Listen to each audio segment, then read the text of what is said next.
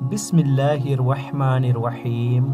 السلام علیکم۔ ایک مرتبہ کی بات ہے، ہندوستان کا بڑا طبیب خلیفہ منصور کے پاس آیا اور اپنا علم، فہم، حکمت بیان کرنے لگا اور علم طب کے بارے میں پورے دربار کو باتیں بتا رہا تھا اور یہ کہہ رہا تھا، کیا تم مسلمانوں میں مجھ سے بڑا کوئی عالم ہے؟ منصور نے سوچا کہ اس طبیب کو کیسے چپ کروایا جائے۔ بلا آخر منصور کے تمام طبیبوں نے یہ مشورہ دیا کہ اس کو ایک ہی انسان چپ کروا سکتا ہے، وہ ہے نواسۂ رسول، امام وقت، امام جعفر صادق علیہ السلام۔ تو بس منصور نے امام کے خدمت میں ایک پیغام بھجوایا کہ آپ آئیں اور اس مشرک کے تکبر کا جواب دیں۔ امام جعفر صادق علیہ السلام جب دربار آ پہنچے تو سب امام کے احترام میں اٹھ کھڑے ہوئے۔ جب اس طبیب نے دیکھا وقت کا بادشاہ اور تمام مشرکین امام جعفر صادق کی تعظیم کر رہے ہیں تو وہ امام جعفر صادق علیہ السلام کو دیکھ کے کہنے لگا، اگر آپ بھی مجھ سے کچھ پوچھنا چاہتے ہیں تو پوچھ سکتے ہیں۔ امام جعفر صادق علیہ السلام نے مسکرا کے فرمایا، اے طبیب، میں تم سے کیا پوچھوں کیونکہ میں تو تم سے زیادہ علم رکھتا ہوں۔ طبیب کہنے لگا، جتنی کتابیں طب کی میں نے پڑھی ہے، لکھی ہیں، اس زمین پہ شاید ہی کسی نے لکھی ہو، اور آپ مجھ سے زیادہ جانتے ہیں۔ اچھا تو بتائیں، آپ کے نزدیک طب کیا ہے؟ کسی انسان کا علاج کیسے کیا جائے؟ امام جعفر صادق علیہ السلام نے فرمایا، اے طبیب،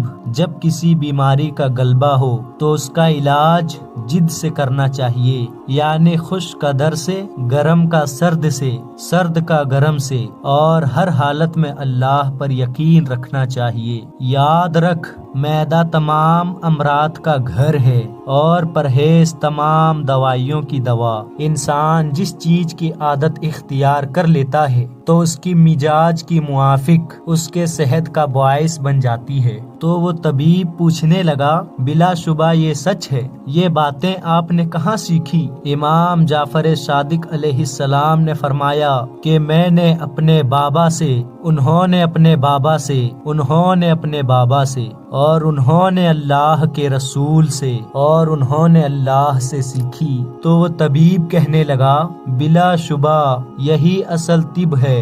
امام جعفر صادق علیہ السلام نے جب اس کا تکبر دیکھا تو فرمانے لگے، اے طبیب، کیا میں تم سے کچھ سوال کروں؟ تو وہ طبیب کہنے لگا، ہاں ہاں، کیوں نہیں۔ امام جعفر صادق علیہ السلام نے فرمایا، اے طبیب، آنسوؤں اور سردی کا مقام سر میں کیوں ہے؟ سر پر بال کیوں ہوتے ہیں اور پیشانی پہ کیوں نہیں؟ اور انسان کی ناک دونوں آنکھوں کے درمیان کیوں ہے؟ ناک کے سوراخ نیچے کے طرف کیوں ہوتے ہیں؟ ناک کے اندر بال کیوں ہوتے ہیں؟ اور منہ پر دو ہونٹ کس لیے بنائے گئے؟ مردوں کی داڑھی کیوں ہوتے ہیں اور عورتوں کی داڑھی کیوں نہیں؟ اے طبیب بتا، پیشانی پہ پل کیوں پڑتے ہیں؟ آنکھوں کے اوپر باریں کیوں ہوتی ہے؟ آنکھوں پر پلکیں کیوں ہوتی ہے؟ یہ تمام سوالات سن کے وہ طبیب گھبرانے لگا اور سر جھکا کے کہنے لگا، اے نواسۂ رسول، ان سوالات کے جواب میرے پاس نہیں اور نہ ہی میں نے کہیں پڑھے ہیں۔ تو امام جعفر صادق علیہ السلام فرمانے لگے، اے طبیب سن، اگر اللہ آنسوؤں اور عطوبت کا مقام سر میں نہ رکھتا تو انسان کا دماغ خشکی کی وجہ سے ٹکڑے ٹکڑے ہو جاتا، اور اللہ نے سر پر بال اس لیے رکھے تاکہ اس کی وجہ سے تیل انسان کی دماغ تک پہنچتا رہے اور بہت سے فاسد دماغ سے باہر نکلتے رہے، تاکہ دماغ شدید گرمی یا شدید سردی سے محفوظ رہے۔ پیشانی پہ بال اس لیے نہیں ہوتے تاکہ اس جگہ سے آنکھوں تک نور پہنچتا ہے، اور اللہ نے اس جگہ کو سجدے کے لیے منتخب کیا، اور پیشانی پہ بل اس لیے آتے ہیں تاکہ شر کا پسینہ آنکھوں تک نہ پہنچے، یہ پسینہ شکنوں میں ٹھہر جائے اور انسان اس کو آسانی سے پہنچ لے۔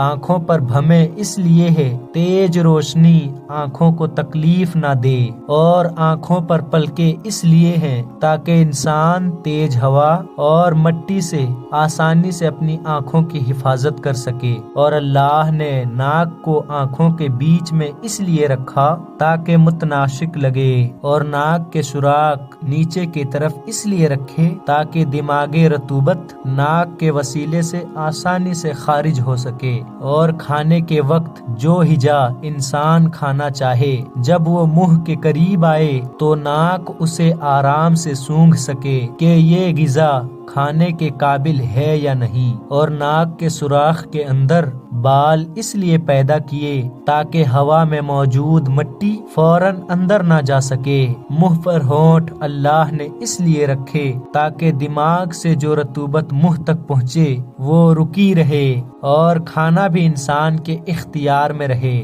جب چاہے پھینکے جب چاہے نگل لے۔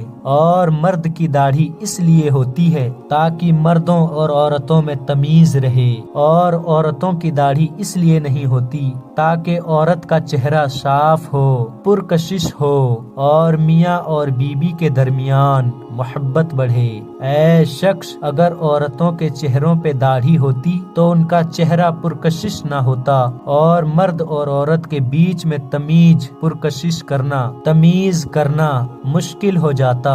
بس جیسے جیسے امام تمام سوالات کا جواب دیتے گئے اس طبیب کا تکبر ختم ہوتا گیا۔ بلا آخر وہ آپ کے قدموں تک آ پہنچا اور دستے ادب کو جوڑ کے عرض کرنے لگا، میں نے آج تک یہ تمام باتیں کسی کتاب میں نہیں پڑھی، بے شک یہ وہ علم ہے نبیوں، اماموں اور سادات کی میراث ہے۔ وہ قدم چوم کر مسلمان ہو گیا اور پورا دربار امام جعفر صادق علیہ السلام کے احترام میں اٹھ کھڑا ہوا۔ سلام ہو اماموں کے امام، امام جعفر صادق علیہ السلام پر۔